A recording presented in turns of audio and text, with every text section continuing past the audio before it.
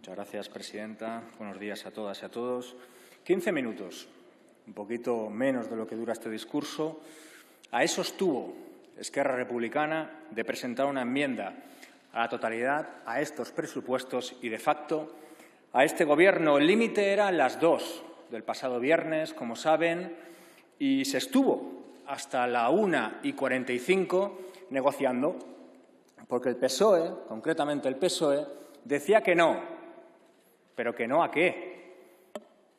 Pues que no a dos cosas muy sencillitas de entender. La primera, cumplir con lo pendiente el año pasado. Por una cuestión de credibilidad de todas y de todos, convenía hacerlo. Y dos, proteger y blindar el catalán, las lenguas cooficiales concretamente en la producción audiovisual de su ley audiovisual.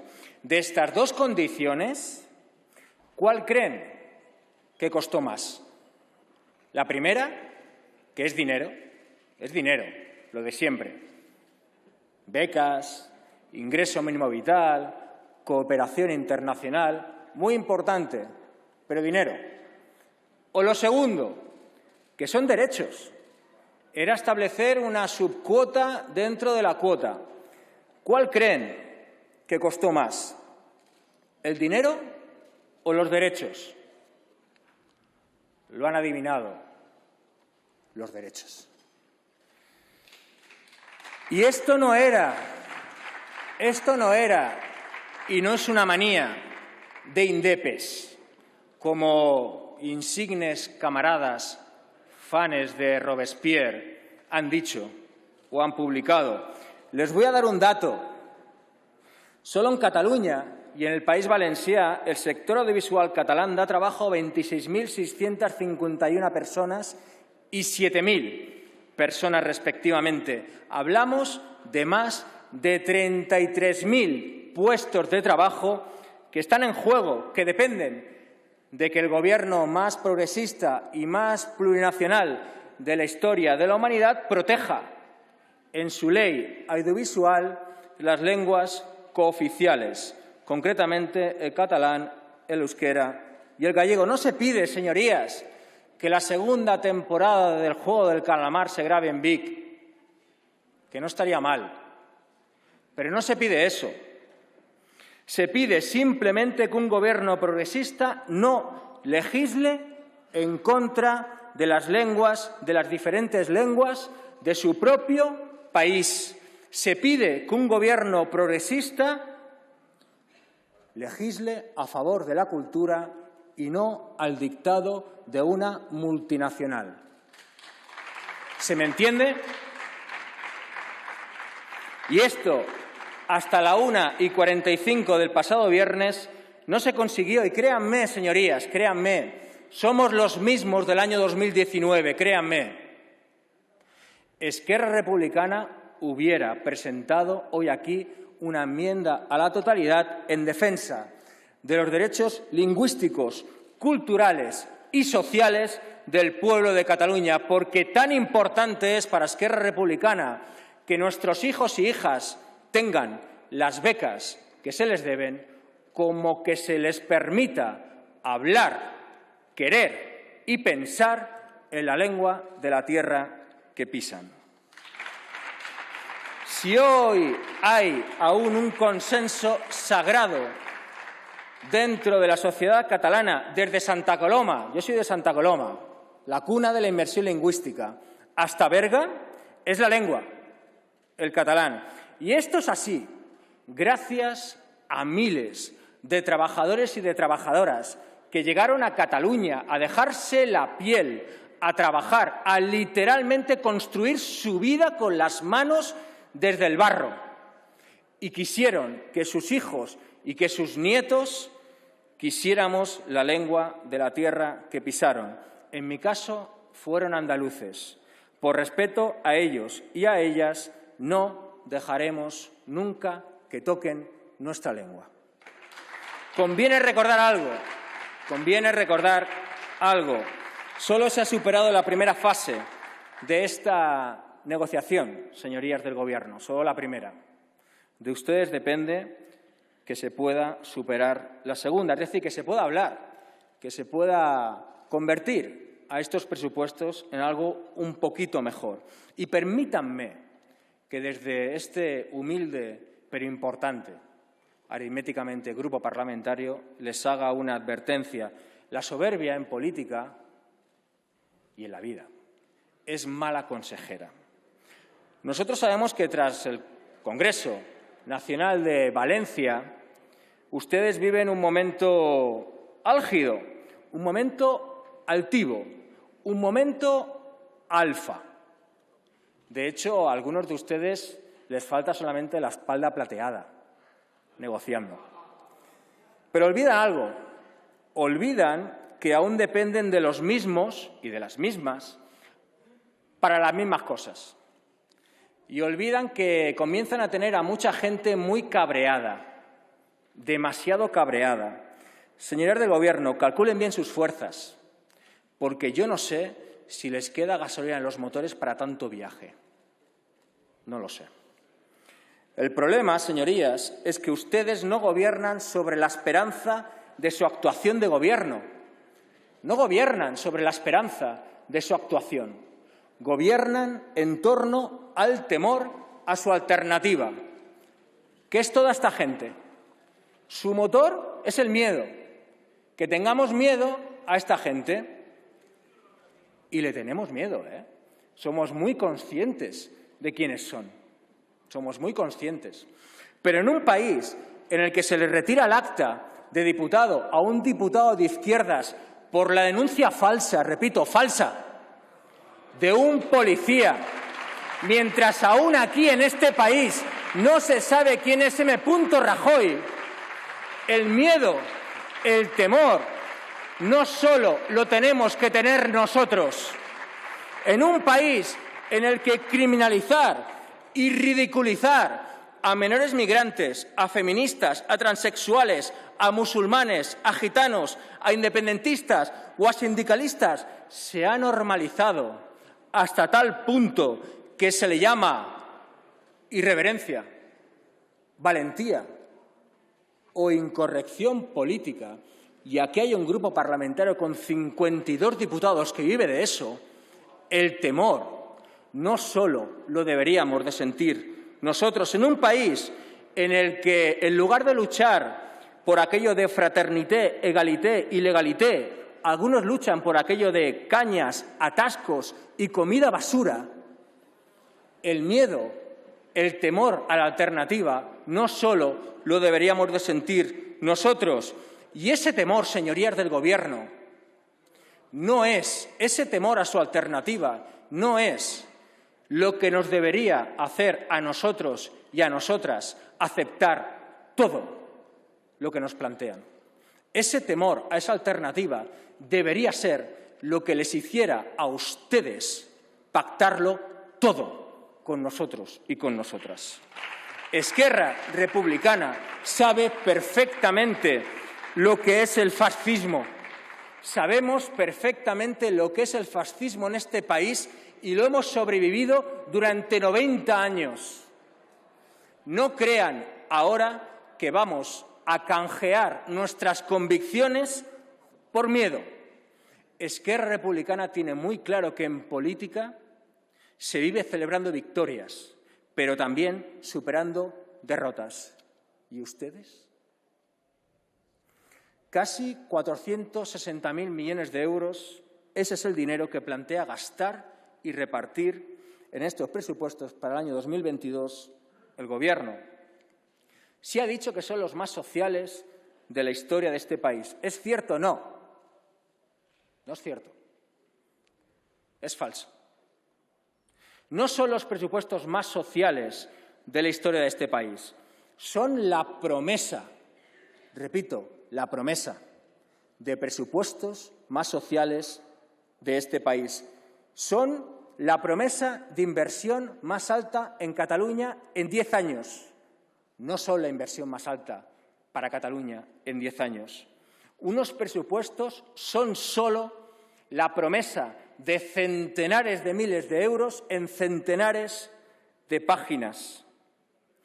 Pero forma parte de nuestra responsabilidad como representantes públicos de la ciudadanía, ejercer toda nuestra fuerza negociadora y parlamentaria para no desaprovechar ni una sola oportunidad para mejorar la vida de la gente, viva donde viva.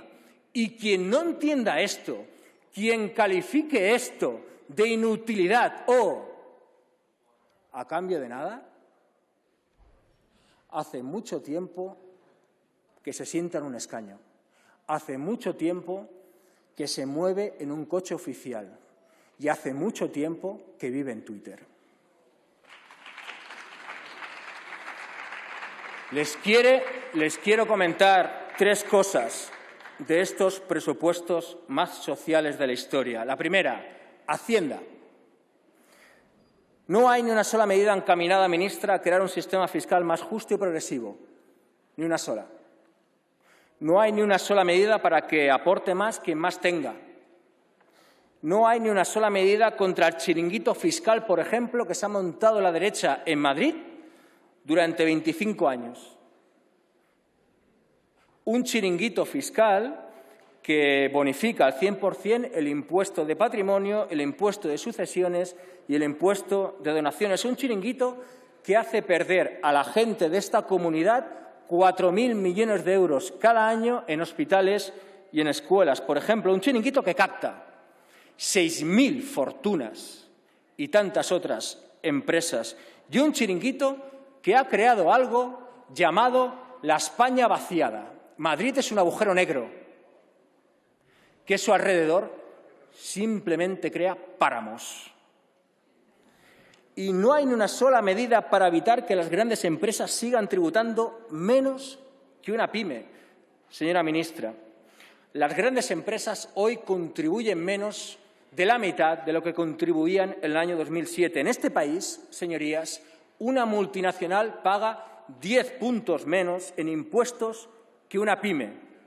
Y no hay ni una sola medida para paliar esto. Nosotros, señora ministra, por ejemplo, proponemos un incremento del impuesto al juego online del 30%.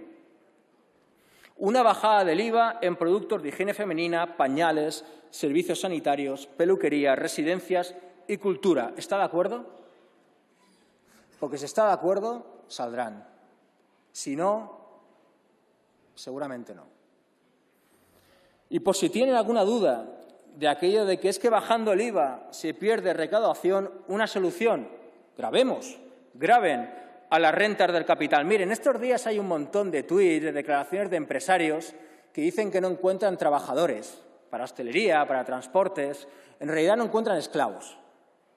Esa es la realidad. Porque la riqueza real no la crea la inversión de capital. La riqueza real la crea la fuerza del trabajo. Grabemos lo primero, dignifiquemos lo segundo. 2. Defensa, su favorita. 11.709 millones de euros, un 7,78% más. El Ministerio de Defensa, de hecho, es el ministerio con el porcentaje de ejecución presupuestaria más alta. Aquí sí que cumplen, siempre cumplen. Ya se sabía que ustedes son vendedores de armas a Arabia Saudí, Colombia, Egipto, Emiratos, Israel, Turquía o Irak, todos ellos países con crímenes de guerra reconocidos por la ONU. Esto ya se sabía, pero es que además enriquecen con estos presupuestos a sus amigos. Defensa, señora ministra, ha adjudicado un contrato por valor de 2.083 millones de euros en carros de combate a una empresa llamada TES Defense. TES Defense es una empresa armamentística que acaba de contratar a un exgeneral llamado Francisco Javier Abajo Merino, retirado, responsable del armamento del ejército español hasta hace 2 días. Se casa fácil. Si lo de las eléctricas es una puerta giratoria, ¿esto cómo se llama? Y se lo pregunto aquí porque ustedes vetan de forma sistemática comisiones de investigación en torno a esto. 3. Industria, 8.423 millones de euros. ¿Cuál es la trampa? Que solo el 8% se dedicará a pymes. Sigue sin haber una sola medida para combatir la principal causa de cierre de la pequeña, mediana empresa y trabajadores autónomos, la morosidad. Señorías, las empresas del IBEX pagan en este país a las pymes a 191 días. 191. El límite legal es 60 y no hay ni una sola medida para paliarlo. Se le debe en este país, por parte de las grandes multinacionales a las pymes, 80.000 millones de euros. Y ustedes no hacen absolutamente nada. Algunas reflexiones para acabar. La primera, el 1% del planeta, el 1, tiene tanto como el 99% restante. Gente como Amancio Ortega, Jeff Bezos o Mark Zuckerberg y 5 personas más, son 8, poseen lo mismo que 3.600 millones de personas en todo el planeta. Es decir, 8 personas poseen lo mismo que la mitad del planeta. Y, o las izquierdas, todas las izquierdas, tengamos la bandera que tengamos, luchamos contra esta terrible desigualdad o la ultraderecha gobernará el mundo. Esa es la alternativa. ¿Y cuál es la mejor manera de luchar en contra de la desigualdad? Redistribuir. Y una ayuda directa, señorías del Gobierno, una ayuda directa, un cheque, un bono, ni es justo ni redistribuye. Un cheque quizá tenga réditos electorales en lo inmediato, pero no crea ningún tipo de sociedad en lo largo. Siendo el suicidio la principal causa de muerte entre jóvenes, el acceso a la vivienda una quimera para los jóvenes y el paro un 40% entre los jóvenes, señorías, es insultante que cuando se hable de jóvenes se hable de botellones o de bonos o de cheques. Por encima, señorías, del derecho a enriquecerse de alguien con 10 viviendas está el derecho de 10 familias a tener una vivienda digna. Señorías del Gobierno, lo contrario a la pobreza no es la riqueza, es la justicia. Y unos presupuestos generales del Estado deberían estar encaminados a ello. Segunda idea, la mala alimentación, los dulces, los congelados, la diabetes y el sobrepeso también son una cuestión de clase, porque desayunar fruta, comer verdura de temporada o cenar pescado fresco es infinitamente más caro que un bollicao o que unas patatas congeladas.